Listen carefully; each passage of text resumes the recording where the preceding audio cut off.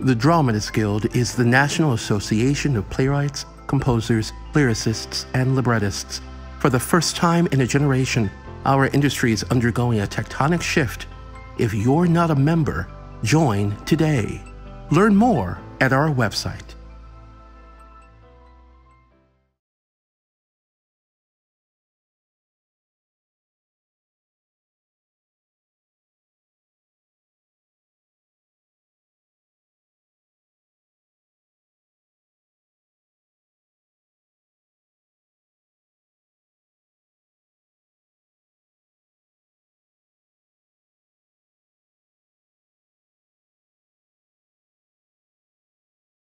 Hello, everyone, and welcome. I am Joey Stocks. I'm the Director of Publications and the Editor of The Dramatist here at the Dramatists Guild. My co-hosts are both DG Council members and Publications Committee members. Please help me welcome Amanda Green and Christine Toy Johnson. Hi. Hi. Hey, guys. How are you? Okay, another week, right? Week 7. Yeah. What's that? Week 7. 7 days of class. You'd think we'd have this week a 7. little smoother right here, but sometimes yes, sometimes no. Yeah. That's the live thing. Keeps it fresh. Yeah, that's where we are. I'm trying to How was your week, Christine? Oh, I think this. I was thinking about this. It's a roller coaster every week. So some days are good, some days are bad. I'm getting a lot of writing done, which is awesome, and that really is. It's just my saving grace. So yeah, trying not to, it's a daily challenge to not try to live in fear of what I don't know. And I think that's, a common thing to not try to speculate too much or project what I think could happen or might happen or when we might go to work and all that stuff, and just stay in the present. And that's my daily challenge. Yeah, the same. Well, I don't know. I have some days where I I make a to-do list and I tick, tick, tick, tick. And I'm like, I am winning this day. And then some days where I just, pardon my French, fuck it. And I I'm watching a series and I'm like, it's 3 o'clock. What happened? So Sure. The days when I'm ticking off the list are obviously they are, it helps keep me calm and centered in the day and stuff, Yeah. So I give myself a mixed grade this week. What about you, Joey? This one's been a challenge. This whole week has been a challenge. I mean, I've had little tiny moments where I've been able to check off some boxes, and that usually makes me feel good. But mostly it's just been really frustrating. I feel like I've answered the same set of questions multiple times, which leads me to believe I'm just giving really shitty answers. Well, or maybe it's just the way it is right now, where things are hard to answer and hard to. Maybe, yeah, but I don't have control over that, Christine. I know. Let's just snipe at each other. How about that? As our hair keeps getting longer and longer, it's like, wow. Yeah, mine just gets fatter. It doesn't really get long. It just gets fat. I kind of compressed it all in, but it's resisting right now. I came into the city with my husband because he comes in a couple of times a week to see patients, and I had to get some stuff out of my mom's apartment. But it's kind of, nice and odd to be back in the city, but both things. I mean, spring has sprung. I was walking in Central Park today. It was absolutely just so beautiful. And then seeing the tents and this building I live in is empty, and but it's nice to see the guys who work in the building. It's a mixed bag, but yeah, sure. I love watching you. I've caught a couple of your performances online, Amanda. Thank you. Singing songs. It's awesome to see you. So good. Thank you. Love the song for your mom. Oh, me too. That's my favorite. Yeah. Thank you so much. Thank you. It's really good. Hey, let's get started. Let's do it. Yeah, so we've got the new media committee, which is new. And it's about media. And it's co-chaired by council members Christopher Diaz and Andrew Lippa. It's just getting started here at the Guild. Since new media, I think, is something that we're all thinking about right now, we've invited Andrew back to join us again and tell us about it. Welcome back, Andrew. You're almost here. You're on your way. I see your name. There he is. And now we see your face. And you're on mute. Oh, there he is. Looking so dapper. You are dapper. I read. Hello, everyone. I love being a guest on your show, and I had read recently that it is time to get out of your sweatpants and put on some clothes because it's a mental health thing, and it spoke to me. Like I'm just letting whatever speaks to me speak to me, and if it helps me make good decisions. So I put on a jacket. I've been like this all day. It's not just for you guys. And I'm wearing shoes. Here, I wear these kind of like slippers. They're like slippers and shoes. And I hardly wear them outside, so they're not very dirty on the bottom. But nice. they're legit shoes. They're shoes. Yeah. Well, let it go on the record. It looks like Diana Berbano is telling us that she dressed up too. Well done, Diana. Yeah, thanks, Diana. Yeah. I have a collared shirt on today, so that's a step up for me. That's a thing, yeah. Just the sweatpants. So listen, so tell us, I mean, I am also a member of the committee, though I missed the first meeting, but I'm excited about it. So tell us about, why it was formed and what sort of questions the new media committee is considering. Sure. So at a meeting of the Council of the Dramatists Guild last month, this issue came up, the question of all of these opportunities that are coming our way as dramatists. What exactly are they? And ultimately, who has the jurisdiction over them? And in the long run, if this is going to go on for a while and or become a new way of working, as like we're saying, it's a new media, then how do you monetize it? And who's going to supervise what the standards are for monetization of any of these uses? And it's a complex set of questions because the Writers Guild will overlap in some ways like they do. They've got a real handle on podcasts. And there are things that the Dramatists Guild would really be involved with, which is all the requests that a lot of our members are getting about archived performances of their plays and musicals that theaters want to broadcast, but not really broadcast, want to stream. And then there's the whole question of, can they be captured? And if they can be captured, do we really want people to capture these archives that weren't shot all that well? And what is that worth? And are the theaters selling tickets? And if they're selling tickets, are they paying the dramatists? And in a lot of cases, I bet you'd be surprised by this, a lot of theaters forget that they're supposed to pay the playwrights. And so we're there to remind them. And I'm making light here on a TV show, but it's a serious subject. And you can tell my age, I called it a TV show.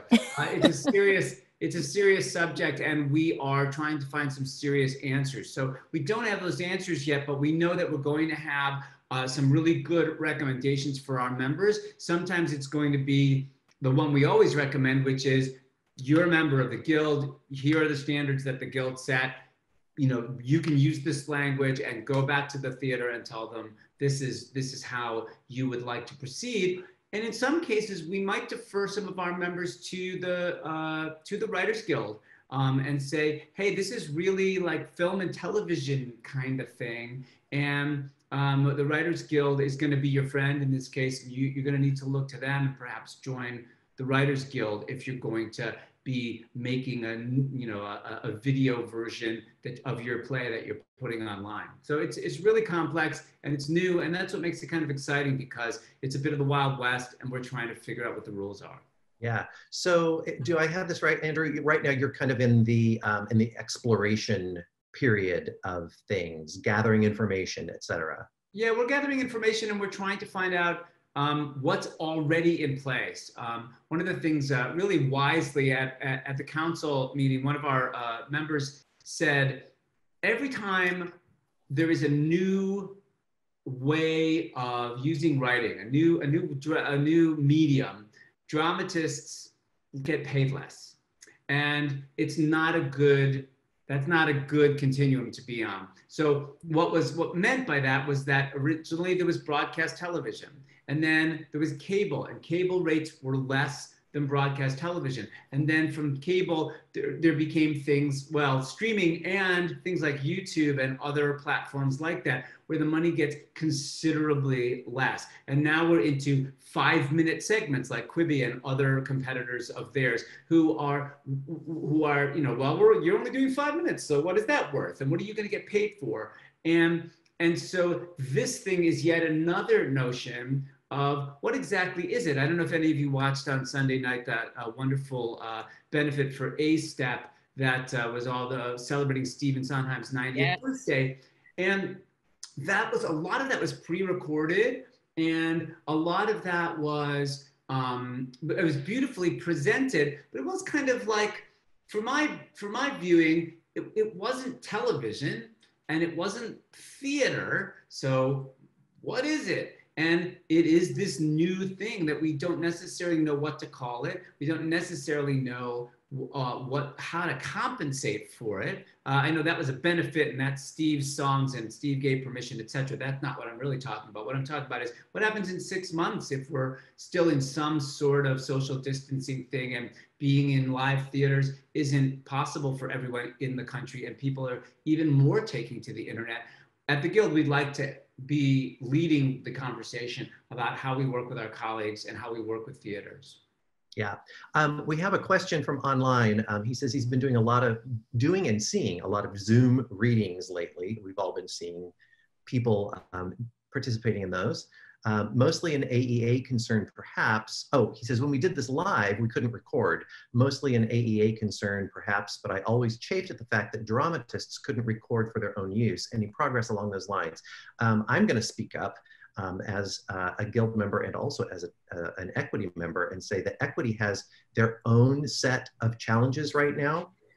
They're like ours, they are unprecedented, and they are hard at work, and we know that they are.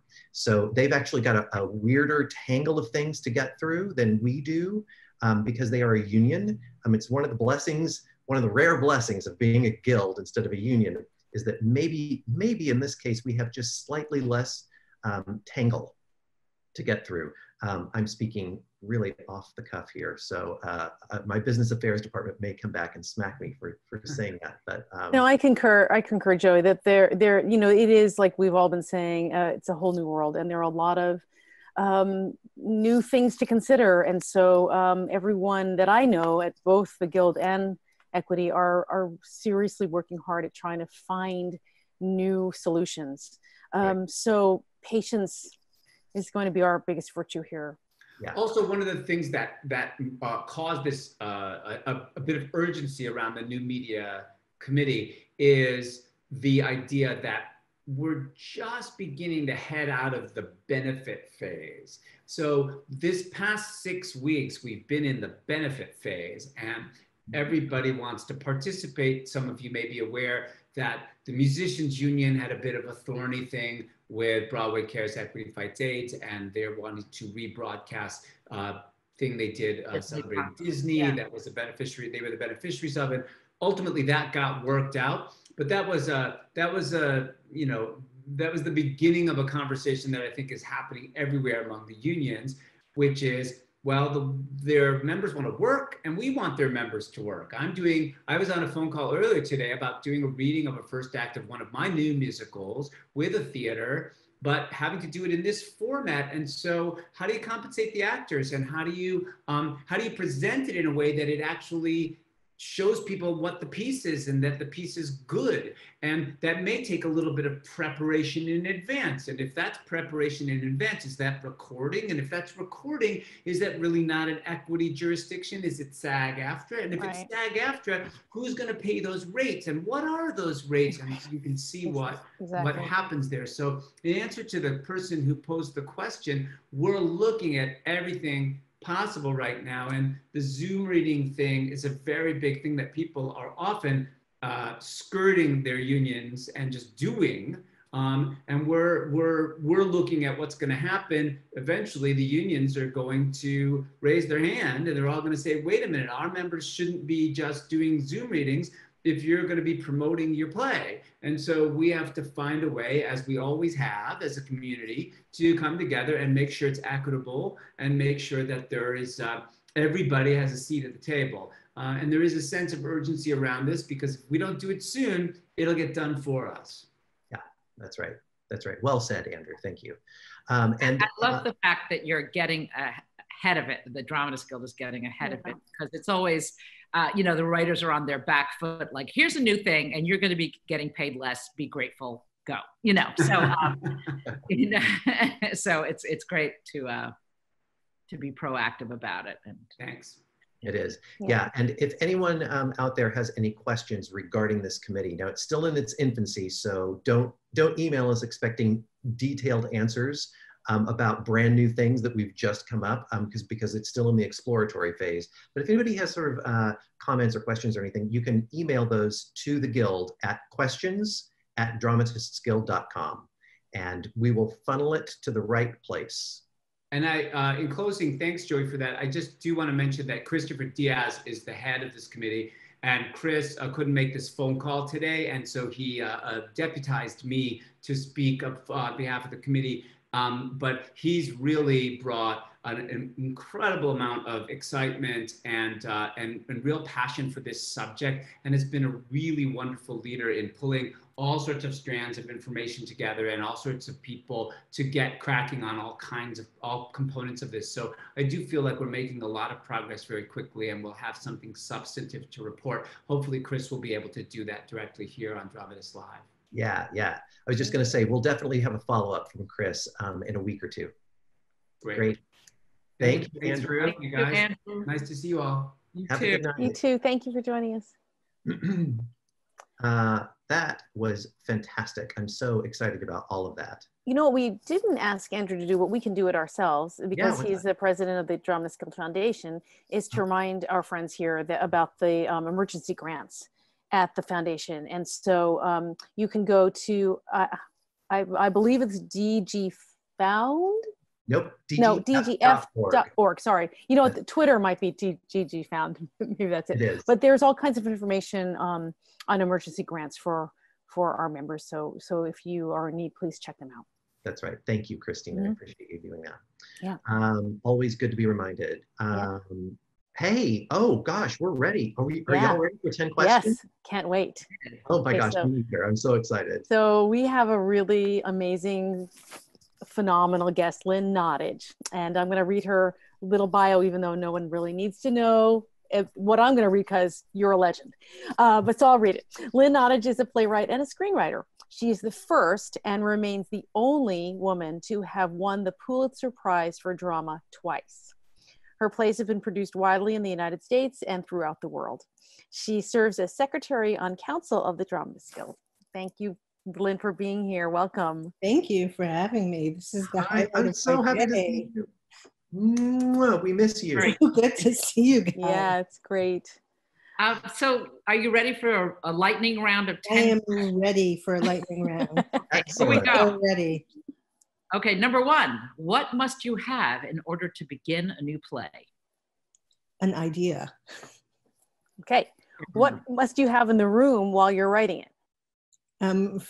For me, I like to have pictures of the characters that I am developing. I tend to, when I begin, do a lookbook of the play that I'm writing, just so I have a sense of what the world is. And so that's how I begin. So before I even put pen on the paper, I create a lookbook. I love that. I love that too. I'm going to start doing that. Yeah.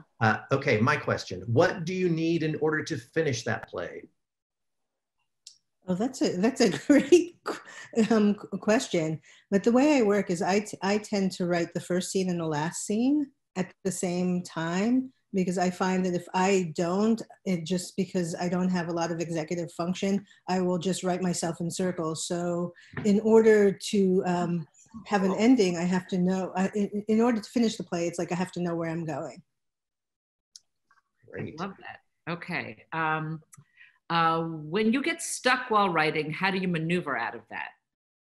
Oh, that's wonderful because I am a world-class procrastinator. I mean, if there's like a gold medal in procrastination, Nottage would have it. I have a couple of strategies for getting out of being blocked, though I do remember Toni Morrison once saying when she was asked this question, how do you deal with the block? And she said, I honor the block. And so that's what I tell myself sometimes. But the strategy that I use is I tend to research the first day of my play if I get stuck. So I will go to periodicals. I thought, oh, my play began on October 2nd, 1992.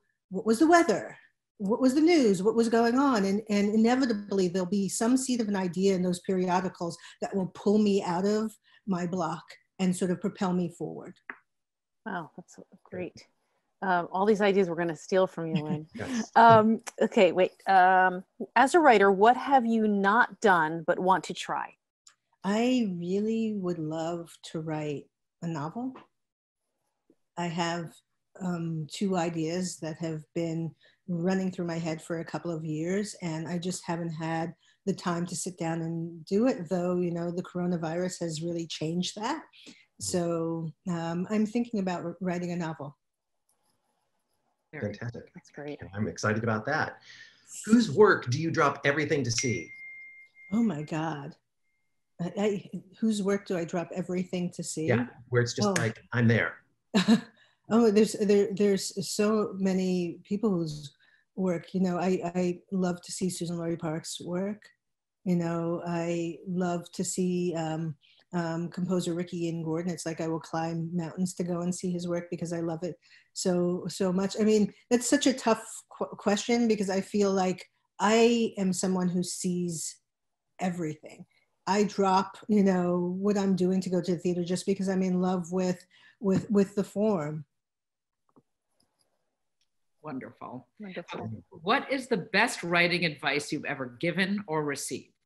I remember getting advice as a young playwright from August Wilson. And this is going to seem like it's so simple and banal, but I remember him looking at me when I asked him, well, what is the advice you can give me? And he said, a writer writes every day. And I thought, okay, thank you. And for me, it was words that I needed to hear because I was a periodic writer, I was a binge writer, but what it made me think about is writing as a discipline. Mm-hmm. Well, so actually I want to follow up because the other part of the question is what's the best writing advice you've ever given? I want to hear that. Well, you know, I passed that on, but it's something, it's a phrase that I had heard and has become my motto, is replace judgment with curiosity and sustain the complexity. Awesome. Thank you. Yeah, that's a good one. What production do you wish you'd seen? What production do I wish I had seen? Oh, gosh. I would have loved to have seen the original Cabaret. Yeah. I would have loved to have seen the original Raisin in the Sun.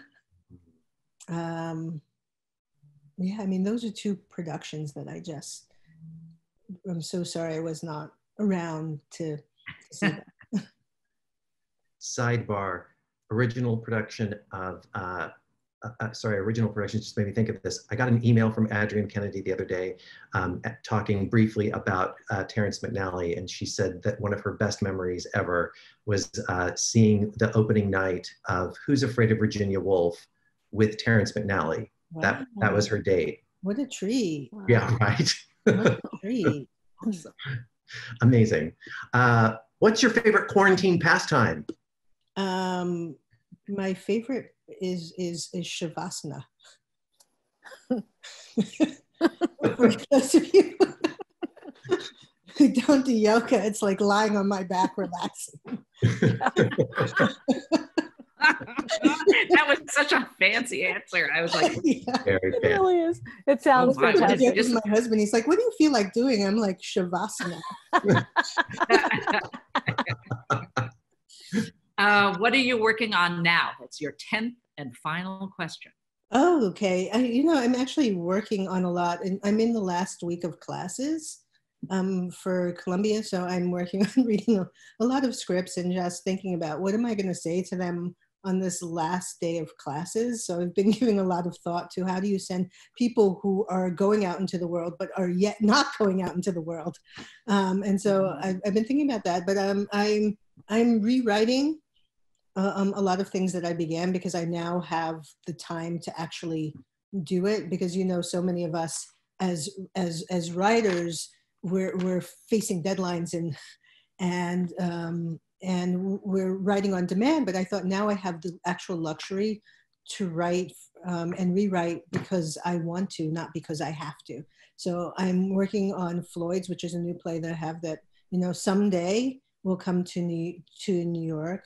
And I've been working on the MJ musical because I have the luxury of time to think about that in a much more expansive way and thinking about film and television realistically. Nice.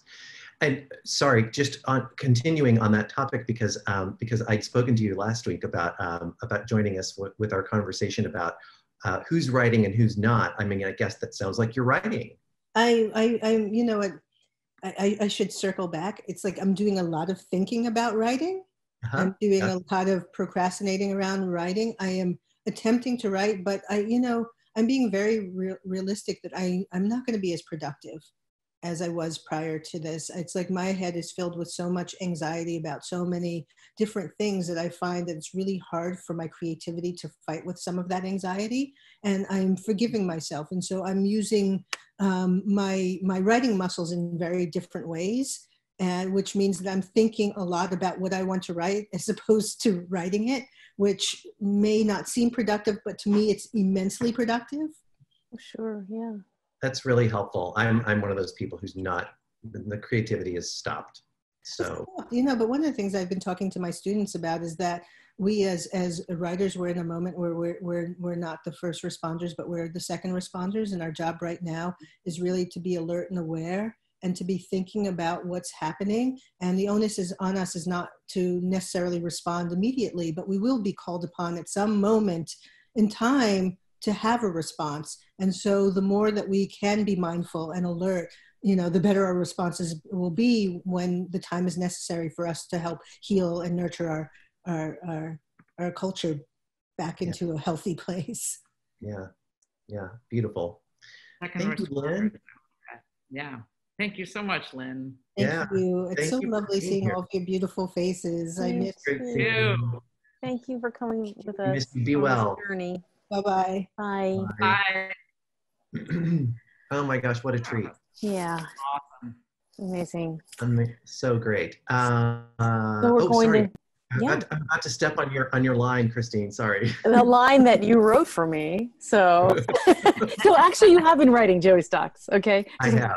All right. So we're going to talk about collaboration, which has been a great theme that we've had over the last few weeks because things are different or the same for a lot of people. So a couple of weeks ago, you might remember my collaborator, Jason Ma, came on to talk with us.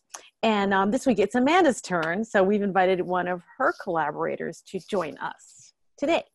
That's right. Curtis Moore has composed for film, television, and the stage, including original songs for The Marvelous Mrs. Maisel, Nora Ephron's Lucky Guy, The Bus to Buenos Aires, Triangle, and The Bridge Project's Richard III, directed by Sam Mendes. With lyricist Thomas Miser, he received the 2016 Fred Ebb Award, and he's currently writing his 4th show with Amanda Green, the Amanda Green, 4 shows. How is that possible? Welcome, Curtis. You've got your mute on. Unmute, Curtis. I got it. There. Okay. Now you can. Good. I'm trying not to interrupt anyone. Thanks so much for having me. Welcome. Yeah. So I wanted to ask the first question, which was to ask you about your collaboration process together. And has it changed in the last 7 weeks? It's interesting. We both live in New York City. And so for over the years, we would get together. I'll go up to Amanda's place or she'll come down to my place. But in the past, I would say 5 years, we've started doing FaceTime talks and chats because I have a place now. I'm upstate. I'm upstate New York, and Amanda has a place on Long Island. So, and sometimes when we're in New York, we're just like, I don't feel like taking the train all the way up to uptown, or vice versa. And I'm like, and I'm on 93rd. I know, and I'm like way down by the river. If it's a drop of rain, we're doing FaceTime. I mean, it's terrible. So the joke is that we've already been doing FaceTime a lot. So it's I mean, obviously there's not counting all the stress and anxiety that everybody's going through with what's going on. The work is similar. I mean, we're still Zooming and FaceTiming and trying to talk, you know, every few days, if not every day, and keep working. Yeah. So I'm going to back up just a little bit. I want to backtrack and find out, because one of the things that I get asked a lot is, how do you find a collaborator? So how did you all start? Where did you meet? Well, we actually met in the BMI program. We were all in BMI music theater writing program in some point in the past. And it was a really great class, actually. We had so many awesome people in that. It was like me and Amanda and Tom Kitt, Tom Miser, Jeff Marks, Bobby Lopez, Ryan Yorkie. So it was a really awesome group of people that sort of challenged us. And I think, you know, Amanda and I met there, and we started writing pretty soon thereafter. We did some stuff together. We wrote a couple of shows that played out in California. And then we did a show here in New York for the Fringe Festival that was really fun. And yeah, so we actually met. That's how we met. That's great. Yes, and friends and collaborators, you know, on and off again, working with other partners, and you know, but we had it was like 2 years ago we came up with this idea, right? Yeah. Curtis and I were looking for something. We wanted to write something together, and we were brainstorming, and I said the worst idea I've ever had is you know, Abortion the musical that takes place like outside an abortion clinic, and Curtis was like, well, what if you, I'm in, say abortion, I'm in. But no, Curtis very intelligently said, you know, well, sometimes something is easier to look at if it's at a different time period. So we were playing around with time periods, and we both love Jane Austen, so we sort of combined those two ideas. And we knew we wanted it to be a comedy, a raucous comedy, because we both love writing comedy.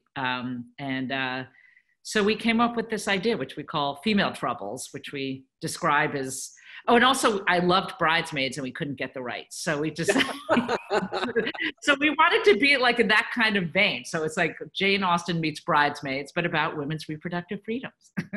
Wow. That old chestnut. That old chestnut. Is that your elevator speech? Yes. That is it. You know, you won't even be on floor 12. But yeah, it's like if an Elizabeth Bennet character like had you know, she and Darcy, although they're not named that, if they had had a night of passion when they were engaged but not married, and then he's off on a ship for a year, and when he's gone, she finds out she's pregnant, and what is she going to do?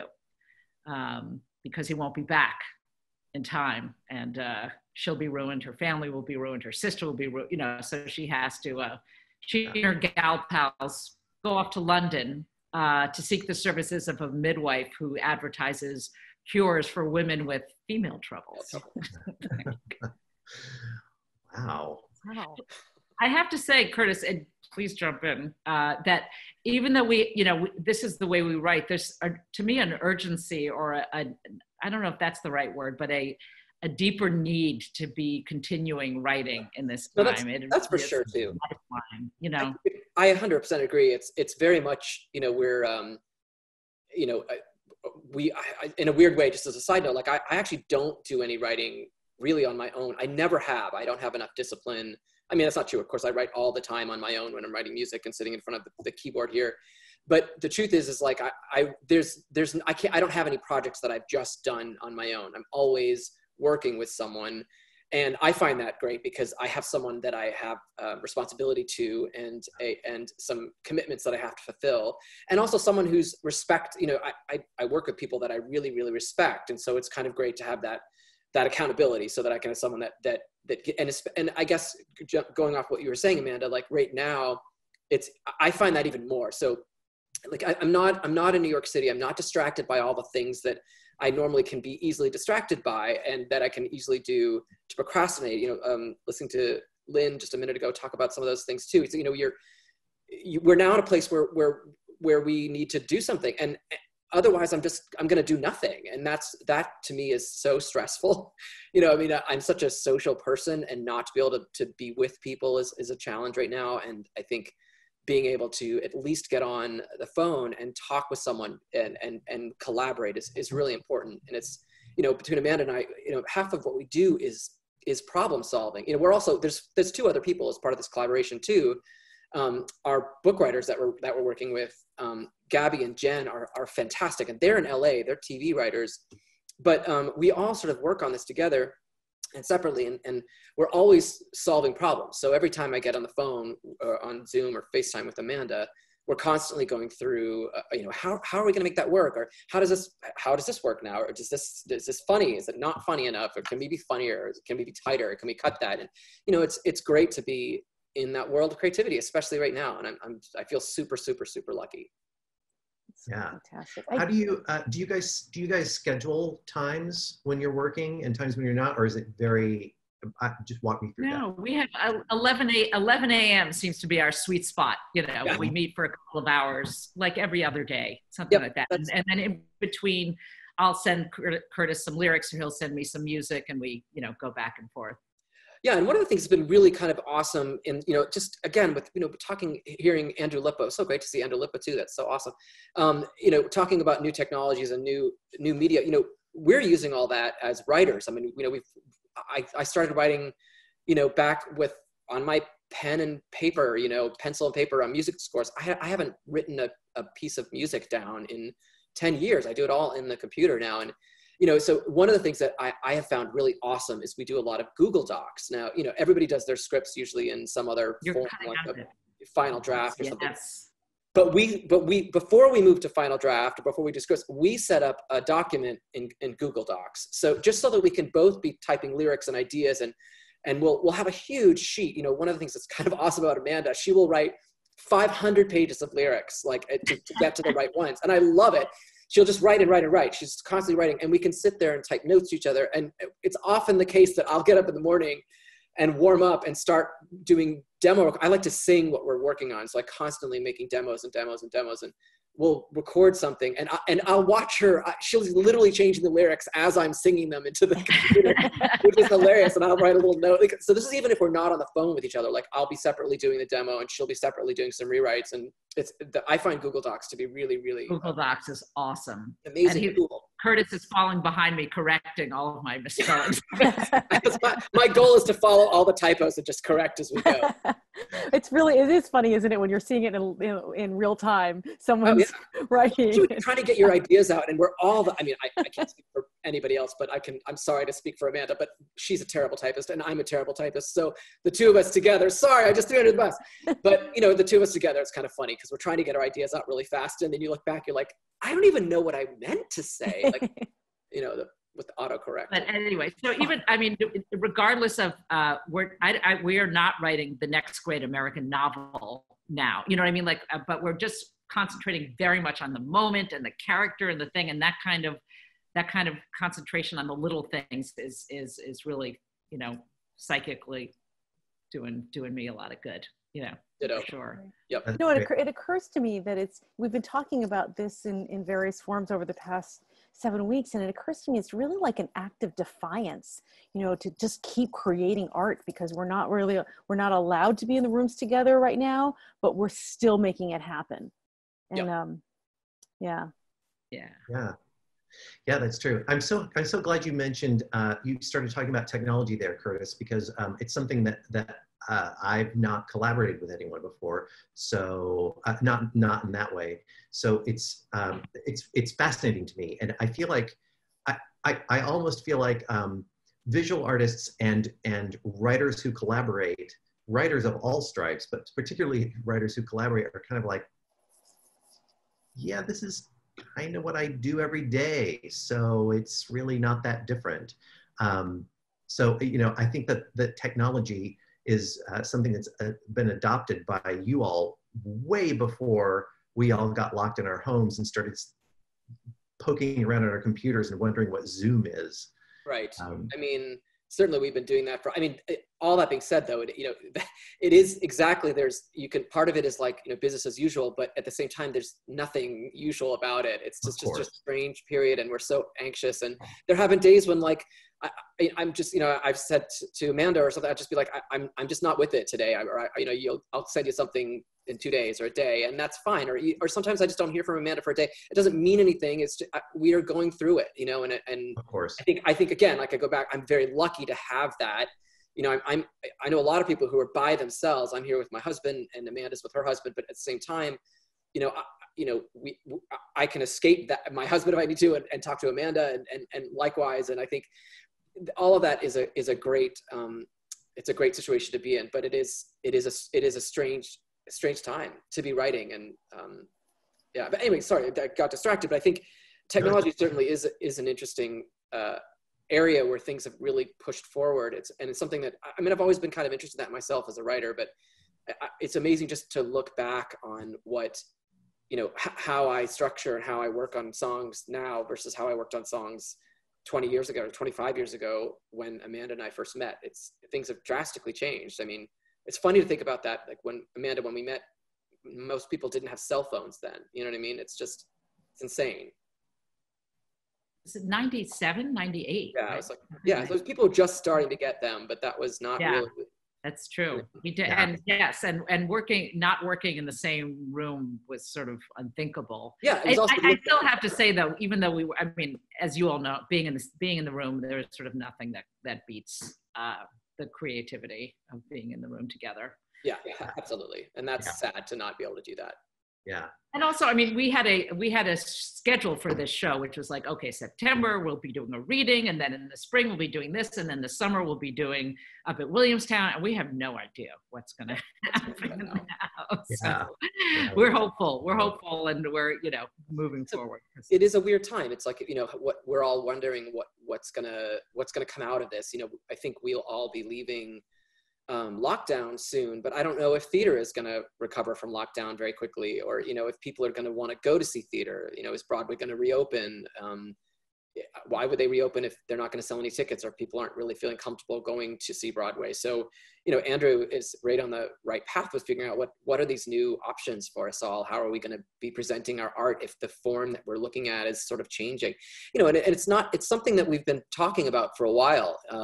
It's not a day goes by when you're like, oh man, we should be writing some kind of online serial musical extravaganza tap sequence magic or something, and now we're in a place where it's like, that's really your only option. You know what I mean? Right now, at least, hopefully things will change and get back to some semblance of normal. But I actually am thinking that we'll come out of this like permanently changed in certain ways.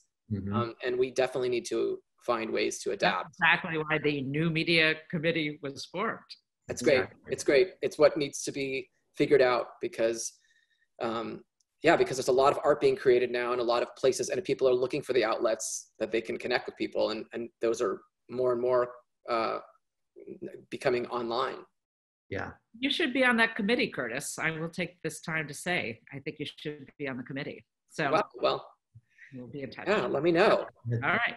I have to check my schedule. I mean, it's very full. Okay. Okay.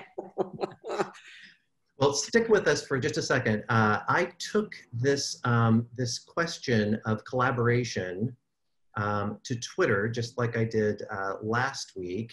If you'll pardon me while I share my screen here, and we had some interesting responses.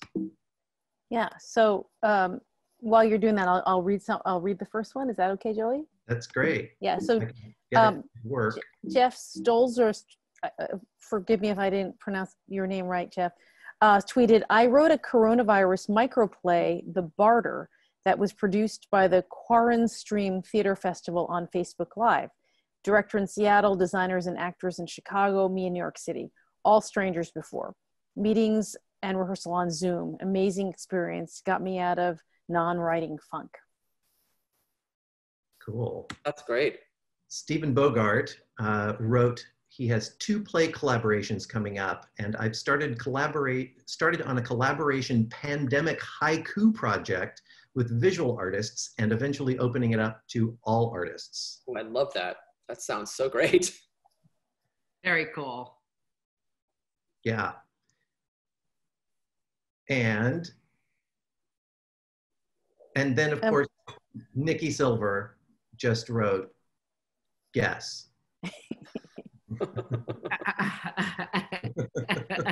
Let me think. 4. I'm trying to guess. Yeah. We're going to continue this conversation about collaboration and bring on a few more guests. Yes, so we have Diana Berbano. Please correct my pronunciation if that's not right. She's a Colombian immigrant, an equity actor, a playwright, and a teaching artist at South Coast Repertory and Breath of Fire Latina Theater Ensemble. Diana's plays include Ghosts of Bogota, Sapiens, Policarpa, Fabulous Monsters, and Caliban's Island. And Kristen Idizak is a playwright, dramaturg, producer, and educator whose recent work focuses on the intersection of climate change, gender, and queerness. Idizak's plays have been seen in theaters around the country and beaches along the coast of California. And Danielle Mullman, is that correct? Mullman. Yes. Thank you. Is a nationally produced playwright based in Seattle, Washington. She is currently working on new plays for George Mason High School, ACT Theater, and Seattle Public Theater, and is looking forward to the world premiere of Dust at Dasha Theater once it is safe to gather again. Welcome. Thank you all for being here. Thank you for having me. Sure. We want to hear about your current projects, but before we get to that, would you all just tell us where you're joining us from tonight? And if you're collaborating electronically, and if collaborating electronically is something new for you, or if it's just part of your regular process. Diana, would you start us?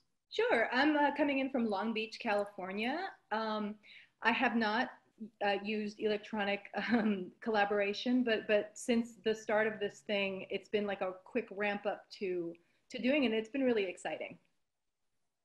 That's great. Kristen? Cool. Yeah, this is a new experience for me. I had not collaborated sort of electronically before this experience. Yeah, where are you today? Oh, I'm in Chicago. Oh, great, welcome. Hey, love Chicago. Yeah, and sorry, and Danielle. So I'm calling from Seattle, and collaborating electronically is not new to me at all. I moved across the country in 2015 and have been collaborating long distance with a lot of close colleagues since then. Yeah, that's So great. why don't we hear from all of you about your current collaborations? We know Amanda and Curtis are currently collaborating on Female Troubles. What about Kristen? What are you collaborating on? So I sort of the day before sort of I went into lockdown here, into quarantine here in Chicago. I had a meeting. We were about to start rehearsals for a workshop of one of my plays at Rivendell Theater Ensemble here in Chicago, and basically my last sort of human interaction with someone other than my partner was with my director, who I had only met a handful of times before, and we sort of sat on my couch and figured, and we were like, well, we have to take this, and it's a whole festival for them of one-woman shows that is actually sort of all of the digital content is dropping this week. And so that was sort of the most immediate, like we had rehearsals on the books and suddenly we had to like totally reimagine what the festival was going to be. Wow. What about you, Diana? What are you collaborating on? Well, I've got a couple of plays going up in the Bay Area. One in the Bay Area and one in San Diego that I just found out about that are going to be in festivals.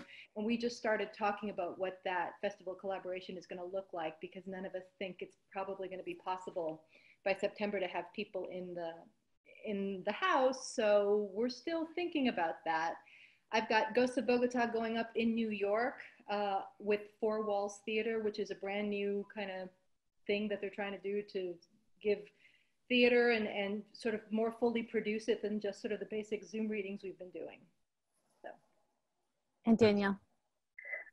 So I am self-producing a multi-week run of my 2-character play Nexus, where each night a different pair of quarantined actors is performing live from their living room. Wow. I love it. Cool. That's so cool. And how long's the run, Danielle? Well, we were originally scheduled to go through May 3rd, this Sunday, but there's been so much interest from actors that want to be involved that I'm extending it until May 17th. That's great. And it's a different cast every night? A different cast every night. Wow, Yeah. that is so cool. And where are people, where are your actors coming from? From all across the country. So I live in Seattle. A lot of my current collaborations are with Seattle actors. And so we are heavily weighted towards that. But I moved over here from DC. So we have some, some DC, some New York, some up and down both coasts. So it's been really great. We've got, Thursday and Friday nights, we do West Coast casts, and on Saturday and Sunday matinees, we do East Coast casts. Oh, that's so cool. I want to bring Amanda and Curtis into this conversation as well. So this is for all of you. Well, actually, Amanda and Curtis have talked about how they found each other collaboratively. But I'm just wondering, because I'm pretty sure that Curtis and Amanda probably collaborate with other people as well. How do you find your collaborators, or how do they find you? Can you start us off, Curtis? Yeah, I mean, I guess I've been lucky that a lot of my collaborators, I have another collaborator that I've worked with that Amanda's also worked with, a guy named Tom Miser, who I met in college, and we've been working together since we met in college. And then I have other people that I've met various times over the years. It's never been, I guess I've been lucky that I haven't ever really super aggressively pursued a new collaboration. I've always sort of met them through some organic means. Either I have really long-term collaborations that I still work with today, or I've met through various theater festivals. I met someone that I've written with at the O'Neill Center about 20 years ago, Matthew Brookshire, who Amanda has also written with, and through various places like that. So I guess I don't know if that's different for most people, but I've never really gone out to pursue it. It's always just sort of been an organic process for me. Yeah. Amanda, how do you find collaborators? How do they find you? Well, the first really, before musical theater, I would go to Nashville to write songs, and there you just write, like I would write with 5 people in a week or 7 people in a week and be set up on blind dates. But in terms of musical theater, I mean, the BMI was where I met Curtis and where I met Tom Kitt. So I really found a community there. And then people I've worked with since beyond those guys are, Troy Anastasio was a mutual friend, knew he was looking for someone to write with, and he thought we would like each other, so he introduced us. And I've pursued people. Jason Robert Brown, I brought him into Mr. Saturday Night. I asked him if he'd ever considered just writing music, because he writes music and lyrics, and the idea of working with me, but mostly Billy Crystal, I think really tickled him, if I'm to be honest. But I have also aggressively, pinned down. There was one person, Richard Thomas, who wrote Jerry Springer, the opera, and I went to see it at Carnegie Hall, and I thought, this guy's amazing.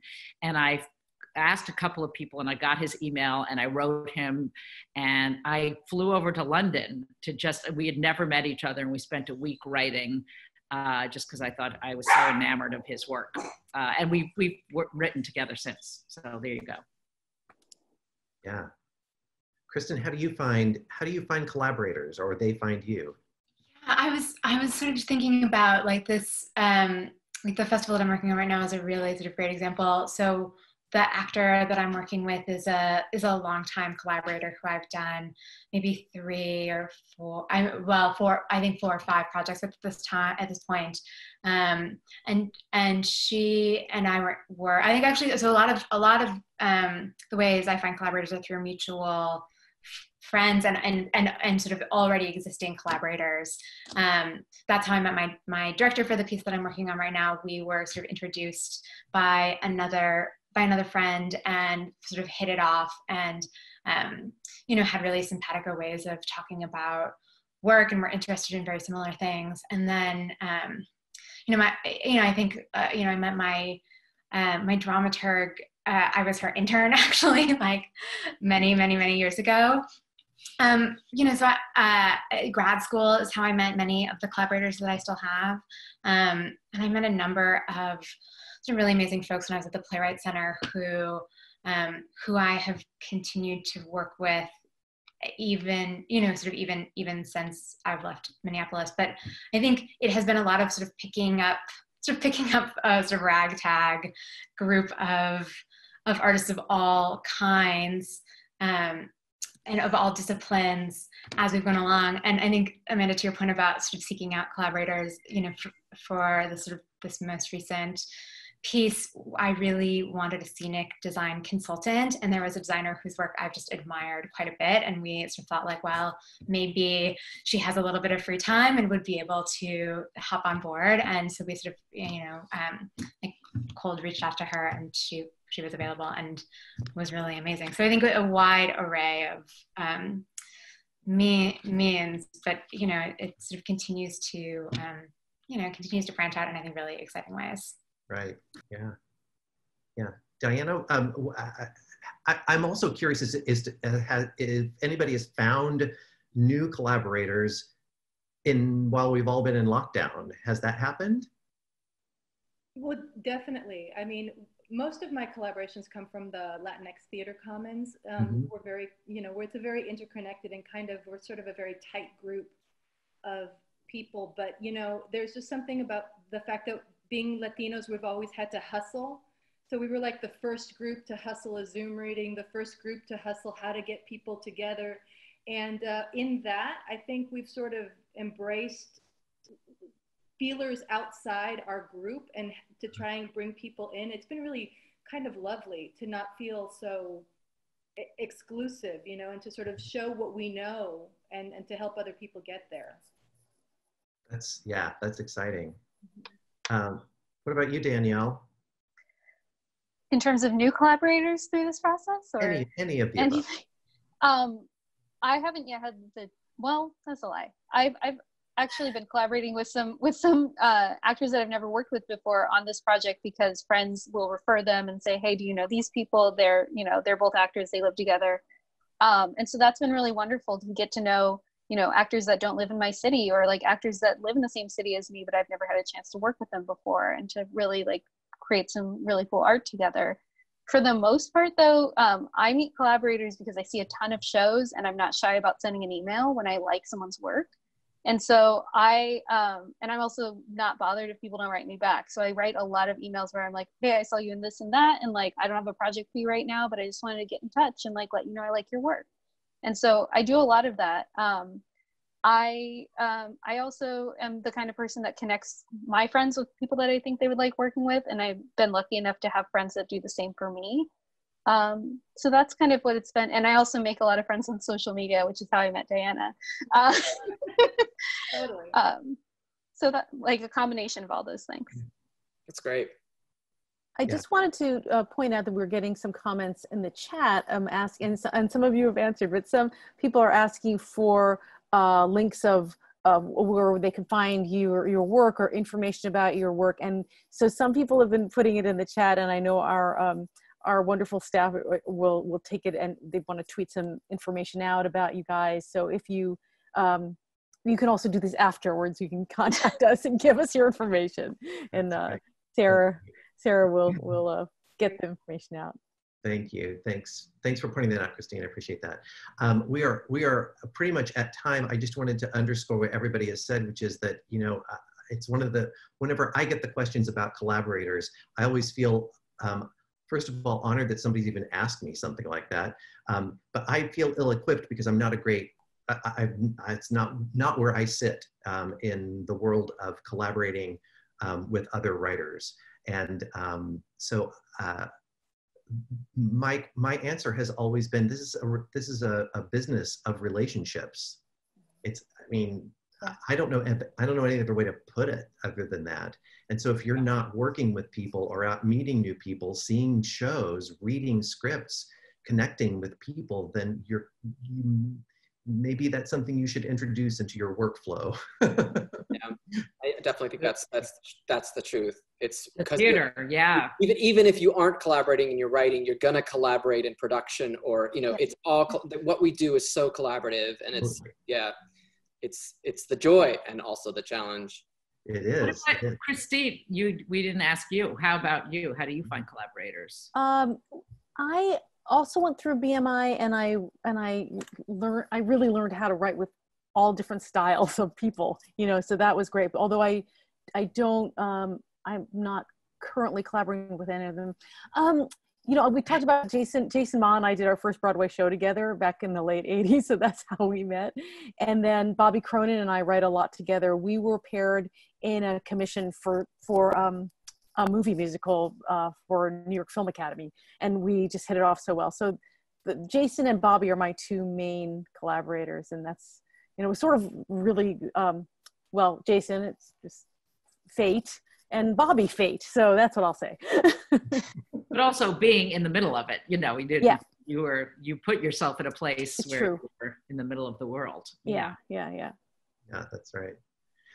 Thank you all so much for being here. By the way, for those of you who also need another tool to find a collaborator, we do have a tool on our website for you Dramatist Guild members called, conveniently enough, Find a Collaborator. I don't get it. So if you have a project and you really are looking for a particular, somebody who has a particular skill set, you can post your project there. I'm not going to walk you through that whole thing right now, but it exists. It's listed under the membership tab on our website. And so you might want to check that out. Thank you all again for being here. I really do appreciate it. Sorry, I'm looking back at oh, yes, thank you. Thank you. We should thank Andrew Lippa too, and the fabulous Lynn Nottage. Yes. And the dapper and talented Andrew Lippa. Thank you.